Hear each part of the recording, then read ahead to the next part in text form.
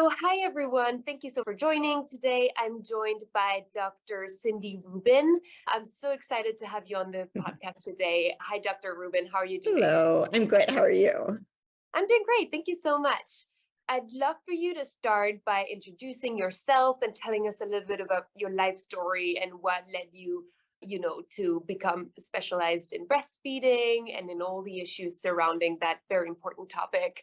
Give us some backstory. I Sure. always love to understand where people are coming from and why they arrived to where they are right now. So Yeah, I agree. It's funny because I've always enjoyed listening to people's stories, and Mhm. I've never really thought I was going to have a cool story. So it's kind of fun. Yeah. So that speaks to the fact that I started out as a pediatrician 18, 19 years ago. And I, just pictured myself kind of going down the typical doctor path. And I was a hospitalist for a couple of years, and then I moved to an outpatient pediatrics job that I loved, but I really needed to find a niche. Mhm. And when I had my own kids, I started to realize how little I knew about breastfeeding. So I decided to become a lactation consultant, which at the time was kind of all I knew really in terms of how to get more education on breastfeeding so that I could help my patients in my office when they were in front of me. So I became an IBCLC, and I had struggles with both of my kids. And so that also made me realize how important this was. And then I discovered something called breastfeeding medicine. And breastfeeding medicine is a field of medicine that is essentially physician level care for breastfeeding moms and babies. And it is a little bit different than an IBCLC because an IBCLC is the scope of practice is teaching, education, counseling, and IBCLCs are amazing and so crucial to helping people get more education and get closer to their breastfeeding goals and troubleshoot things, but their scope of practice limits them so that sometimes they know there's more going on, but they need a physician who can actually evaluate and treat more complicated problems. So that's where breastfeeding medicine falls into play, because most physicians, unfortunately, do not get much training on breastfeeding medicine. So herein lies where my path started to veer. As I started doing this, I also started to realize the limitations of working in the system. I just simply did not have time to be with my patients the way and provide them with the kind of care that I thought was good care, and letting them tell me what was going on and not always saying, you have to make another appointment for that, you have to make another appointment for that, but being able to help them in that moment. And more, I was running behind, and that was frustrating for not only my patients, but my staff and my family, because it also meant that I wasn't getting home for dinner and bedtime a lot. And so I veered off the path a little over a year ago and decided to open my own practice, which is in the direct primary care model. So this is an affordable membership-based model that's outside of the system. So we don't take insurance. My husband keeps telling me that when I say that I got out of the system, that people are going to think I got out of prison. It's not exactly true, but sometimes it felt like it, because in the system of medicine, there just are a lot of limitations. And, with how little you get reimbursed, you have to see so many patients to make a living. And this type of practice that I'm in now allows me to have a smaller patient panel, see fewer patients, and therefore spend more time with them and give more personalized care. And I also do home visits, which is absolutely the coolest thing in the world. Yeah, I love this story, and I think it's so important that people try to adapt and see where things lack.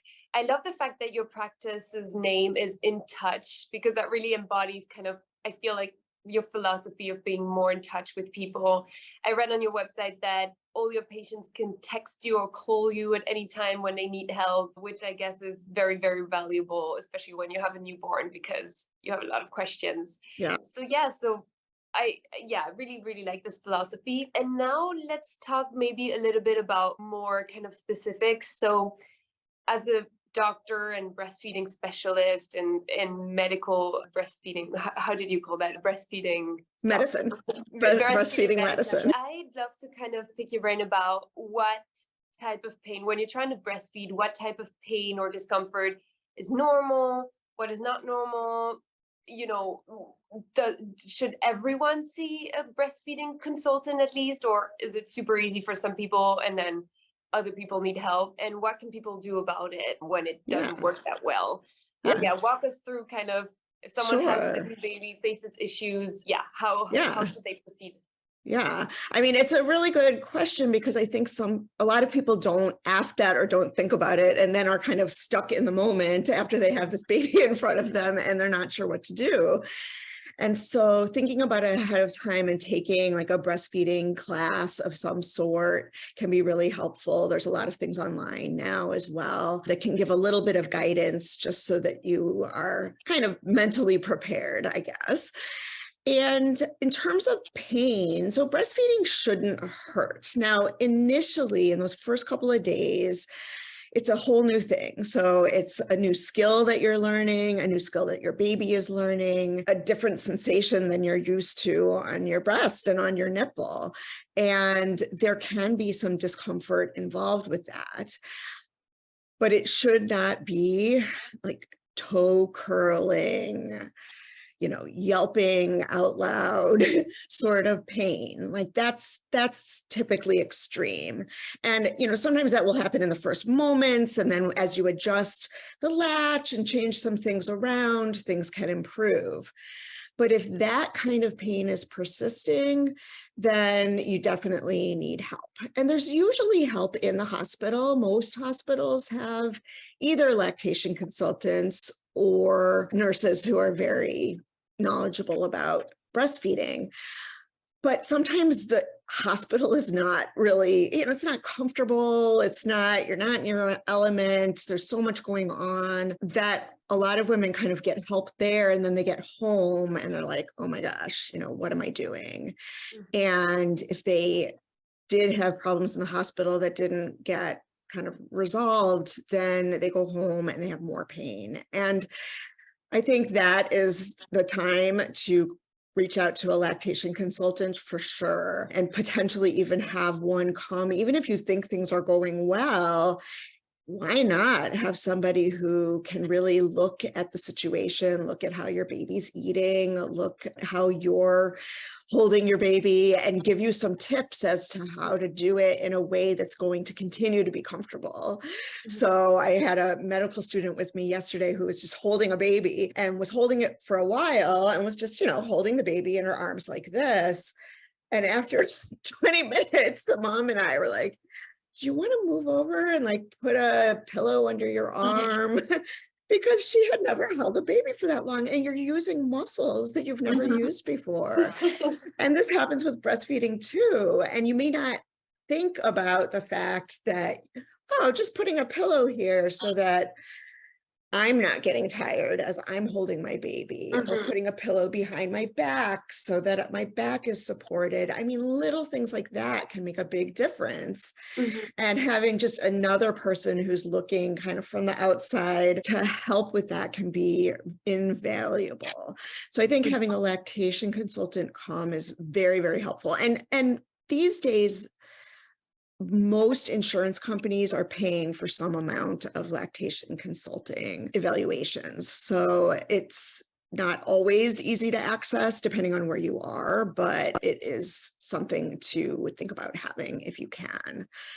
And then there are some times when, whatever that lactation consultant does, it's not fixing the problem, or other problems are coming up and it's starting to look like there's more complicated stuff going on, then it could be time to look for a breastfeeding medicine specialist who can potentially take it one step further. You know, I'm a pediatrician, so I can look at the baby in a different way and potentially do additional testing that needs to be done. I can test moms if they're having low production or diagnose certain conditions that can contribute to pain. And I can treat those. I can prescribe if needed. I can order testing if needed. So not every patient, not everybody needs a breastfeeding medicine specialist, but I think everyone deserves some sort of breastfeeding assistance in some form. And for people to understand that there are breastfeeding medicine physicians if needed. And there are more and more of us out there and available. That's a long answer. Yeah, no, that's super important and super interesting. And in those more difficult or severe or harder cases, what are the most common breastfeeding medicine consults? So really, what are the most common actual things that need medical intervention and not just consultants? Yeah, the most common things that I see are low milk production. So extremely low milk production that is, you know, for no understandable reason. So sometimes high milk production. So having more milk than you need can sometimes cause problems too, that don't necessarily need a workup, but could potentially use medications to help bring the production down in a safe way. Persistent pain, like we talked about, recurrent plugged ducts, recurrent mastitis, recurrent skin infections. Those are I think the most common things. And then inducing lactation is something that we can help with too, inducing or relactating. So for somebody who is not necessarily carrying the baby or gestating the baby, but still wants to be able to lactate for the baby. For instance, if you have a gestational carrier or you're adopting, or you're in let's say you are a trans person and you want to breastfeed, or you're two women having a baby together and the one who's not carrying the baby wants to breastfeed. Those are all times that if desired, one can potentially lactate for that baby. And that is kind of needs a lactation consultant and a physician who's knowledgeable to help out. And it's really, really rewarding and an exciting thing to be able to help somebody do. I didn't even know that was possible. It's super impressive, incredible. So you recommend that, or, you know, at least it's on your website, that people get a prenatal consult before they have the baby. And so why is it important to have that kind of physical almost exam before you have the baby, on top of, you know, going on the internet and reading stuff, watching videos or courses? Why do you think it would be super helpful to have an actual physical consult that's more personalized, obviously, than taking a class? Yeah. And what do you evaluate in those consults? Yeah.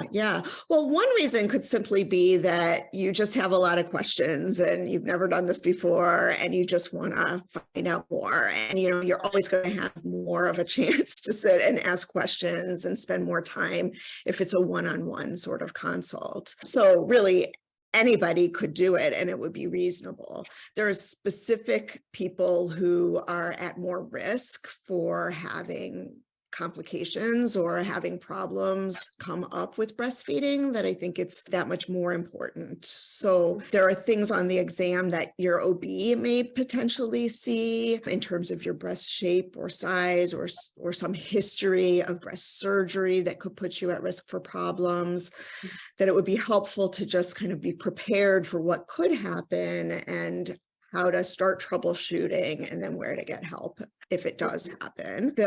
There are certain things that may put you at risk for having a lower milk production, and I won't go over the whole list here, But knowing what those are and knowing, and I think I have some videos online that go into this in more detail, that can help you to know whether you're in that category so that you have a plan going forward as to how to hopefully prevent the low production or maximize your chances of producing more. And if you've had a history of problems, that's a big one. So if with your first baby you have struggled with production, whether or not you found a real reason for it, by all means have a prenatal consult so that you can come up with a specific plan for how to maximize your chances of reaching your goals the next time. Yeah, that actually makes a lot of sense, but I'm sure a lot of people don't even think about, going to the doctor for something they don't even have an issue with yet, or they don't see which issue that could come up. So yeah, that's really eye-opening. I wanted to get your opinion on a more kind of societal, I guess, debate. Breastfeeding is always very debated because, not everyone is able to, and you can face difficulties. Or another thing is breastfeeding is almost a full-time job. Yes. Or job. I don't remember the statistics, but it's like thousands of hours in a year. So if women work a lot, then they might not be able to breastfeed for such a long time. I think my mom breastfed me for like 2 to 3 months. So usually it's not, I don't know if it's long or not, depends on who is doing it, I guess. But there's a lot of guilt and shame in society around, and judgment around, are you breastfeeding, are you not, and all of that. So what is your opinion on it? Do you think that it's worth giving a try in any case, or is it better to be breastfed than not? Because there are some, controversy about that, and some reports that say it's better for the baby. So do you have any opinion on that? And I'd love to hear, your thoughts on the societal debate. Yeah, absolutely. I mean, it really is a big debate. In my mind, the benefits are not really debatable. I mean, there's science that backs the fact that breastfeeding does have benefits for the baby as well as for the lactating person. So there are benefits, no doubt. That doesn't mean that breastfeeding is for everyone. So some people just don't want to do it for whatever reason. They just don't see themselves doing it. They don't want to do it. That's okay. It is a choice. And, we make choices all day, every day. And as a parent, they feel a little heavier because we're, making decisions about our child. But you have to be comfortable with how you feed your baby. And for many people, that is breastfeeding. And for many people, it's not. And I have no judgment. I see patients, whether they're breastfeeding or not, that doesn't matter to me. But once somebody decides that they want to try at least to breastfeed, that's when, I can help. I mean, I can help explain the benefits as well. But most people who see me, at least, are, have decided that they want to do it and are looking for help on how to reach their goals. Now, the tricky thing is that people do feel, because there are known benefits, like this is something that they should do, or they feel horrible if something happens that for some reason they can't do it. Or I think the worst, one of the hardest things that I see is women who are struggling for some reason. So, let's say they do have pain and nobody can really get rid of the pain, but they want to breastfeed so badly. And they always pictured this beautiful breastfeeding relationship, and they're not having it. It's painful. They're dreading every time they nurse. They've tried pumping and that's not working for them either, for whatever reason. And we put this pressure on ourselves. Yeah. And I absolutely did this to myself. I was having recurrent plug ducts, but yet I was a pediatrician. I should be able to do this. I can't not exclusively breastfeed my child. Of course I could have. It was affecting my own mental health at one point. And that's what happens when women don't, when it's not working out the way you expect, it can have pretty extreme effects on your quality of life and potentially your mental health or your physical health. And I don't think any drop of milk is worth a woman losing those things. But it's hard. It's can be really heartbreaking to say that it's time to stop, and women can really grieve that, totally understandably. And I'm sometimes that last step, like people come to see me because they're like, you know, yeah, this is it. If Dr. Rubin can't fix this problem, I'm going to stop, but I just want to make sure I've tried everything. And so I see that ending frequently. And I think for people listening who may be in that sort of situation and trying to decide, it's okay. Yeah. Nobody else is judging you. Unfortunately, we're very hard on ourselves. Yeah. And, you know, we're not all going to be perfect at everything. And what's important is breastfeeding is not what makes you a mom. It's the snuggles and the love and all of that makes you a mom. And if you're having a tough time even doing those things because you're so focused on this breastfeeding that isn't going well, then something has to change. And that's okay. Because obviously there's a lot of benefits to breastfeeding, but then if other areas suffer a lot, then the benefits kind of go away because exactly. And at some point you have to draw a line in the sand and I guess figure out that it's time to stop. Yeah. So one other kind of jumping on another topic here, I am really interested. I saw that you promote a lot of like, you know, shared decision making with parents and parents being able to making their own choices. And I feel like that's at least from what I know, a kind of newer approach to medicine, because usually it's kind of like the doctor said, do this, and you don't second guess it. I mean, even if I look at my family, like my grandparents, parents, it's like, if the doctor said something, then, you know, you have to do exactly what they said, even if you feel like it's not working for you because the doctor said it. So obviously the doctor has way more experience and has done a lot of studies to be able to give you the best possible recommendation. So this is not at all about discrediting evidence-based medicine, and I completely encourage that. But how do you approach this with your patients about like sharing decision making? Do you sometimes see patients that don't want to do something that you really believe is best for them, or is it inherently not best for them if people don't want to do it? Like, I'm really understanding a bit more about sharing the decision with the patient about anything. Right. Yeah. I mean, I always want to come up with a plan for a patient that everyone is going to be comfortable with. And I say that, though I still would not do something that I knew was going to be harmful to a patient. That's where I would stop. I mean, if somebody had a horrible rip-roaring bacterial infection, they need antibiotics. And I'm not going to say it's okay not to give the antibiotics in that sort of situation.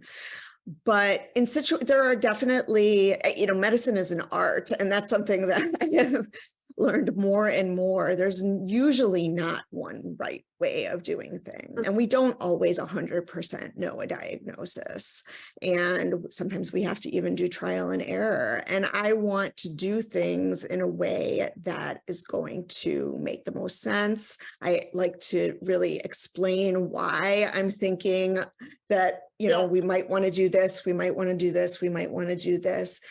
And hearing what a parent's concerns are or the patient's concerns are, and working together to figure out what makes sense as the first step, with the understanding that maybe if that doesn't work out, then maybe we'll try the second step. And maybe that first step was more what the patient was looking for, and the second step might be what my gut feeling is telling me. But as long as it's not going to cause harm, I think it's so important for patients and parents to feel empowered and to be empowered, not just feel that way, but to know that they have some control, because especially in medicine, you're so vulnerable, and you may feel very much like, I don't know anything, the doctor knows. And I have patients that don't want to have anything to do with the decision and do come to me, just want, tell me what to do.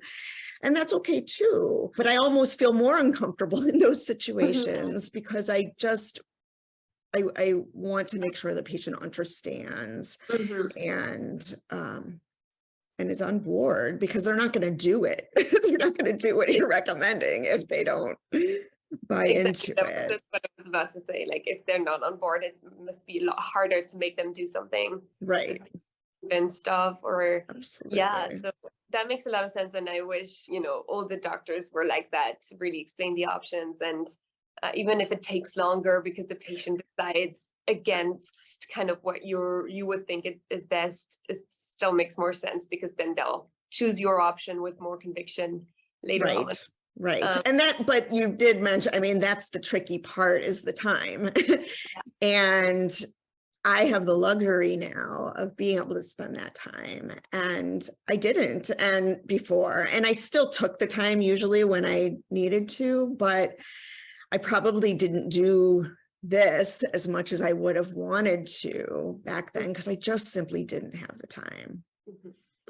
And that's really what's wrong with the system right now. Yeah. Well, thank you so much. I feel like we talked about a lot of topics, and it's super interesting. I always ask the guests one last question on this podcast, and it's very broad, and there's, a lot of different answers you could give. But, if you were right now, had in front of you a new parent or a new family that just had their first baby and know nothing, or feel like they know nothing, what kind of 2 or 3 top tips or pieces of advice would you give them? It can be very broad, very general, it can be very specific. Is there anything that, stands out and that should kind of be your North Star as a new parent while you're going through all these things? No, it's a good question. I could probably be on here for another hour talking about it. But I think one thing is that it's going to be a constant learning process the next 18 years, or the rest of your life having a child. It's just a different sort of relationship, and it's new for you, and it's okay to feel like you don't know what to do, and you're going to figure that out as you go along. And there are people out there who can help you, but ultimately you kind of have to go with your gut. And babies are pretty resilient, so you have to work pretty hard actually to really do something harmful. And I think there's so many factors that go into everything. So blaming yourself and having that mom guilt, it's going to happen no matter what. I think most of us have it at some point. But it doesn't, let yourself have that for a few minutes and then move on, because you're not, if something's done, it's done. And if it didn't work, you just move forward and figure out how to do it in a different way. And I think even when mistakes happen, or maybe you do something and you realize that you didn't do it quite the right way, especially as your child grows, they can then see that. They can see how you handle it and how you admit to your faults. Let's say you yell at your child and then you're like, oh, I shouldn't have yelled at them. Apologize and explain, oh, I was feeling mad, and, I could have handled that differently, and I'm really sorry that I did that. That's how your child learns to handle situations like that. So it's a learning time for everyone. But I think ultimately it's take care of yourself, because, that's something that I see, especially with the breastfeeding, is that people can become so focused on these other things where your job is to take care of other people. And even though that's true as a parent, you're not going to do a good job with that if you don't take care of yourself. And so it really is first and foremost. And it's so easy to forget it and put yourself down at the lowest, rung. I'm a victim of that myself, but it is so important for us to have self-care, give ourselves grace, and take help when it's offered. Never say no to somebody who's offering to help. Those are the big ones. Yeah, well, thank you so much. These are really wise words. Thank you so much again, Dr. Rubin, for being on the podcast today. I hope you had a great time. I did. Maybe as a final word, you could tell us how people can connect with you if they want to, or how people can, I don't know, become patients if they're close. Yeah. How can people reach you? Well, first of all, thank you for having me. This was a lot of fun, and I hope that somebody has learned something or just feels a little bit better after listening to it about parenting or breastfeeding or whatever it may be, because it's not easy. But I'm in the Chicago suburbs. I'm in the Western Suburbs of Chicago, and my kind of in-person practice serves my general vicinity. But I'm licensed in Illinois, so I can see people for breastfeeding all throughout Illinois, virtually, if not in person. And the best place to find me is really just going to my website. So it's www.intouchpediatrics.com, and my email's on there, my phone number's on there. And, if you are outside Illinois and you're looking for assistance and you just need help finding somebody close to you, I can help with that as well. So don't hesitate to call me. Awesome. Well, I hope a lot of people visit your website, because it's a really beautiful and very helpful website on top of it. Thank you. Thanks so much again, and have a great rest of your day. Thank you. You too.